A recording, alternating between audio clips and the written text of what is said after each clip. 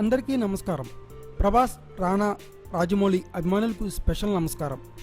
40 ఏళ్ల కెరీర్ తర్వాత నా అభిమానులు నా పేరుని సత్యరాజ్ అని కాకుండా కట్టప్ప అని పిలుచుకునేలా చేసిన సినిమా ఇది.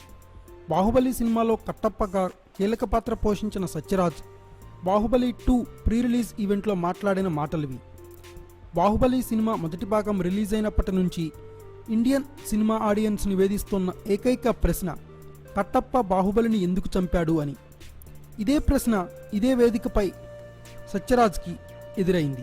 అయితే ఈ ప్రశ్నకి స్పందించిన సత్యరాజ్ ఫన్నీగా తనదైన స్టైల్లో సమాధానమిచ్చారు. నిర్మాతలు తనకు డబ్బులు ఇచ్చారు, దర్శకుడు రాజమౌళి బాహుబలిని చంపమని చెప్పారు, అందుకే తాను బాహుబలిని చంపాను అని ఫన్నీగా సమాధానం ఇచ్చిన సత్యరాజ్ అంతకన్నా ఎక్కువ తానేమీ చెప్పదలుచుకోలేదని తప్పించుకున్నారు.